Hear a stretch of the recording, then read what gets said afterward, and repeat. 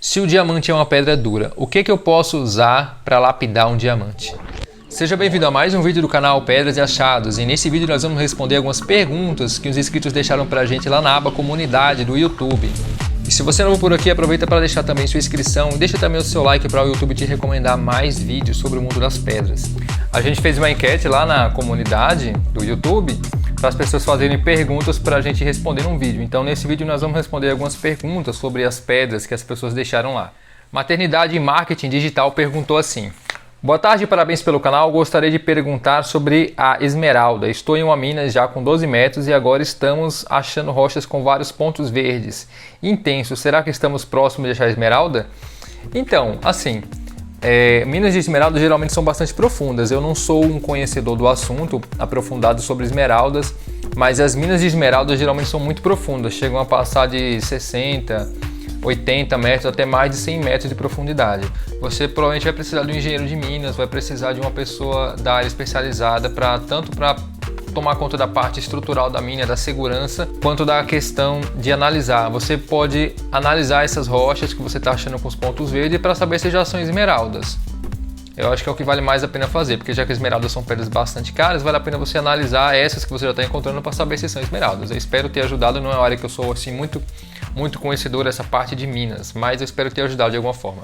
Gisele Basílio perguntou assim: gostaria de aprender mais sobre pedras com inclusão de mica dentro do cristal.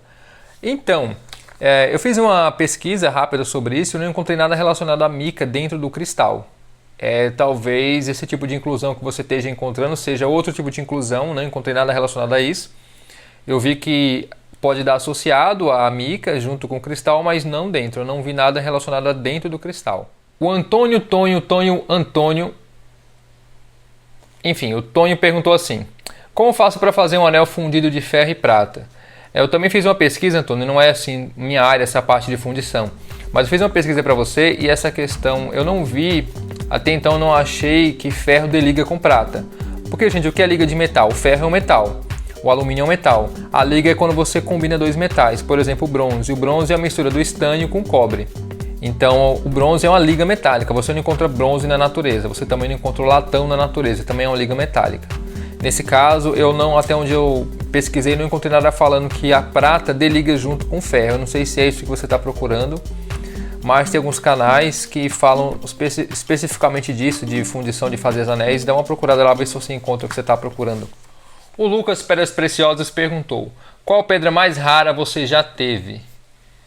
Então, eu vou mostrar algumas pedras que eu já achei aqui, que não necessariamente são as pedras mais raras que eu já tive, porque eu poderia falar as opalas, esmeralda, opalas lá de Pedro II, né? Mas tem uma pedra aqui que eu acho interessante e vou mostrar para vocês. Uma das pedras é essa daqui, olha só, uma pedra que a gente encontrou. Isso daqui é um fóssil de coral.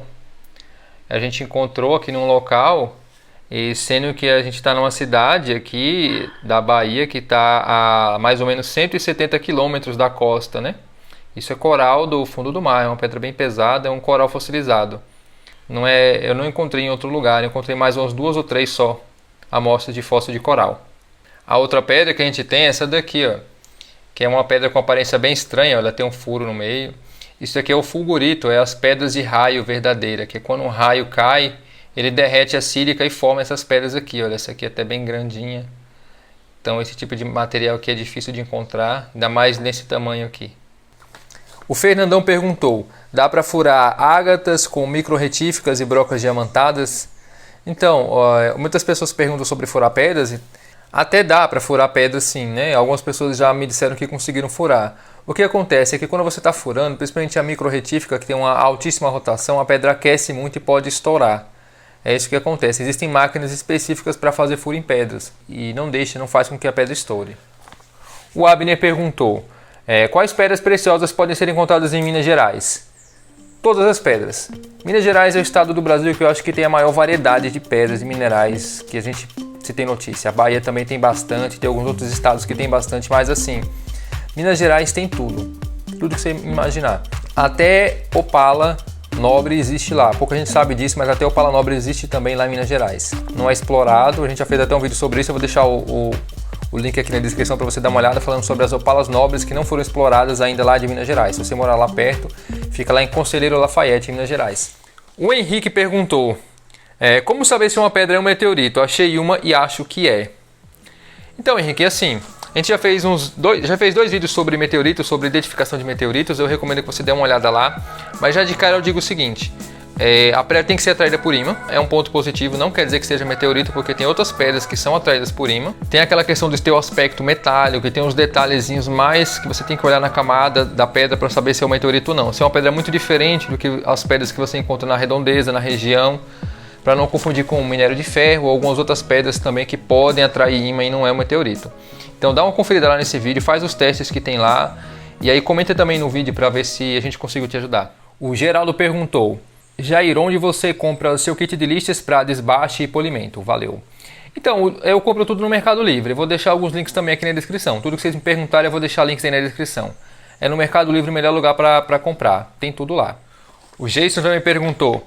Aliás, não tenho pergunta, e sim venho agradecer o seu canal pelas ótimas postagens. Muito obrigado de coração. Eu que agradeço, viu? A gente que agradece de coração, viu? Os comentários como o seu, que incentiva bastante a gente.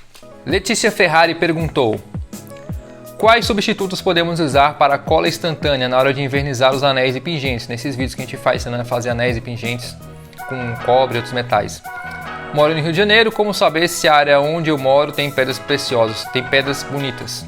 Como saber se na área que ela mora tem pedras bonitas? Então, um substituto para a cola instantânea para invernizar, vou dar dois substitutos na verdade. Um substituto é o esmalte de unha incolor.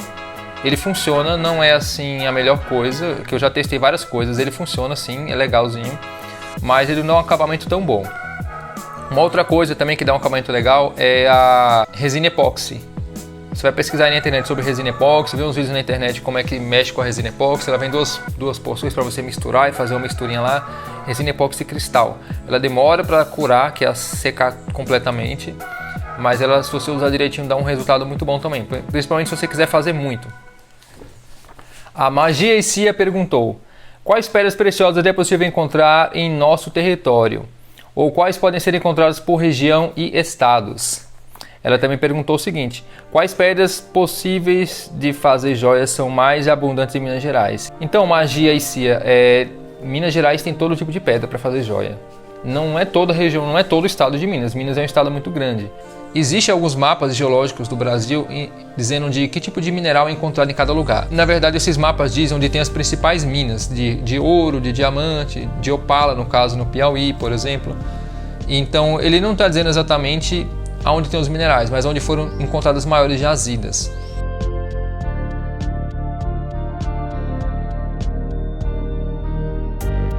E também complementando a pergunta lá da Letícia, a Letícia Ferrari do Rio de Janeiro, ela perguntou onde pode encontrar pedras bonitas no Rio de Janeiro. Então, assim, é uma dica que eu dou para todos. Não tem como você saber. Você tem que ir a campo e tem que procurar mesmo as pedras. Você tem que ir lá e tem que pegar cada coisinha que você está achando para poder ver o que está aparecendo pelaquela região, para conhecer que material. Eu mesmo fiz uma pergunta. Eu mesmo? Ele mesmo, né, no caso. Eu não sei se você já respondeu em algum vídeo, mas como exatamente os cristais se formam? No caso, turmalina, o berilo, que tem a formação de tubos. Também seria interessante acrescentar nessa pergunta como os cristais adquirem suas cores. Ele gostaria de ver também como é esse processo. Então, a parte de formação dos cristais em forma de tubo, eu não vou saber te explicar perfeitamente como são, porque eu ainda tenho que dar uma pesquisada sobre o assunto. Se eu achar algum link, eu vou deixar aqui na descrição para você dar uma olhada como é a formação desses cristais. A gente vai achar isso em alguns artigos científicos, como essa formação. O que diferencia é a substância, no caso o mineral, por ser diferente, ele cristaliza de uma outra forma. Então cada mineral tem uma forma de cristalização, eu não vou saber te aprofundar nesse assunto. Quanto às cores, já posso até falar alguma coisa. Quanto às cores dos minerais, funciona assim. Cada substância, quando ela oxida, entra em contato com o oxigênio, ela meio que adquire uma cor. Na ametista, o óxido de ferro faz com que ela fique com um tom roxo. O manganês, por exemplo, o óxido de manganês, geralmente fica na cor rosa. O cobre vai dar uma coloração azul ou verde nas pedras, por exemplo. O cromo dá a coloração verde da esmeralda, de algumas outras pedras. A própria substância que dá a tonalidade. Quando ela entra em contato com o cristal, na formação do cristal, ela se mistura na estrutura do cristal e é isso que dá essa tonalidade, é isso que dá as cores. Espero que meio que eu consiga ter te respondido.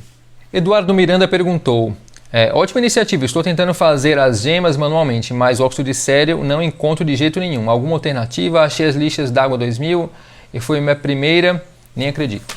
Ele falou mais coisas aqui também relacionado à lapidação manual. Gente, o óxido de cério você compra pela internet também. Eu compro no Mercado Livre, fácil de encontrar. Eu vou deixar o link na descrição onde eu compro. Eu não consegui comprar em outro lugar, em nenhuma loja, eu encontrei também não. Só lá no Mercado Livre. O Francisco Nelson perguntou: qual lixadeira você usa para lapidar as pedras, pequena ou grande? Qual é o RPM dela? Qual a velocidade dela? Eu não uso lixadeira, na verdade é uma Politriz, a marca da minha Black & Decker, e o RPM dela é variável, a gente precisa disso, precisa variar o RPM, então eu tenho um controle de velocidade que vai de 1000 a 6000 RPM.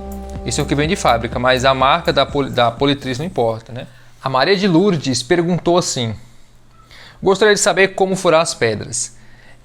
Pergunta que o pessoal faz bastante. Ela perguntou no vídeo lapidando pedra de rio sem máquina, que no final eu monto o colar e eu não mostro como foi feito o colar, eu só mostro a pedra e depois eu já mostro o colar pronto. Eu corto o vídeo e mostro o colar pronto. Eu faço isso em alguns vídeos. Aí o pessoal pergunta: só faltou mostrar como furar a pedra, queria saber como furar a pedra, mas nossa, já respondi mais ou menos umas 100 perguntas desse mesmo tipo. Então na verdade são pingentes, são essas pecinhas que a gente faz, a gente cola elas, aquela garrinha, ela abre, tem uns pininhos, a gente tira aqueles pininhos e cola na pedra. Ele é preso, colado na pedra, com a cola epóxi que não solta. Vou deixar também links aqui na descrição como a gente faz, como a gente monta esses pingentes. A gente já fez uns 2 ou 3 vídeos montando, tem vários vídeos na verdade, mas eu vou deixar um link aqui para você dar uma olhada como é que faz, no passo a passo.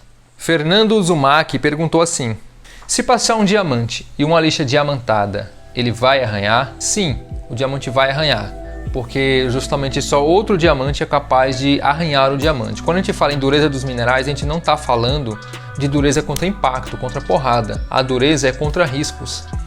Então, nenhum outro tipo de lixa, se for o carborundum, que é o rubi industrial, não vai ralar o diamante, mas se for a lixa diamantada, vai ralar sim. Ainda que seja menos do que outra pedra, mas vai ralar. Eu vou deixar o link também do livro Gemologia para Iniciantes. Eu sempre recomendo esse livro, o pessoal que quer se aprofundar no ramo das pedras preciosas. Eu vou deixar o link aqui na descrição desse livro, Gemologia para Iniciantes. É um e-book, é barato, ele custa 40 e poucos reais e tem muita informação, um conteúdo muito completo sobre rochas, sobre minerais, para você aprender um pouco mais aprofundado sobre o assunto. Ventos Quânticos perguntou o seguinte: se o diamante é uma pedra dura, o que eu posso usar para lapidar um diamante? É uma ótima pergunta que o pessoal faz, né? É o que eu falei, os diamantes, eles são a pedra mais dura que existe, mais dura conhecida, e só outro diamante é capaz de riscar um diamante. Quando a gente fala de dureza, a gente não está falando de dureza contra porrada, contra impacto. A dureza das pedras está relacionada com a capacidade delas de sofrer riscos, ser resistente aos riscos. Então a escala de mols, que vai de 2 até 10, em que cada mineral que está nessa classe tem um nível de dureza. Sempre que o que está na classe superior, por exemplo, o que está na classe 4 vai riscar o que está na classe 3, mas o que está na classe 3 nunca vai danificar o que está na classe 4. E por aí a gente tem sucessivamente até o 10, que é o diamante. Então nenhum dos outros minerais nessa escala vai conseguir riscar o diamante. Apenas outro diamante que está na mesma escala consegue riscar outro diamante. Então por isso que para lapidar um diamante a gente precisa que a lixa seja diamantada. Isso ela é feita por grãozinhos de diamante, bem miudinhos, bem pequenininhos. Não são diamantes valiosos, são diamantes industriais, tá? São feitos em laboratório, esses diamantes são colocados lá na lixa para poder fazer o polimento de outro diamante. Como é uma pedra dura, isso também é um processo demorado.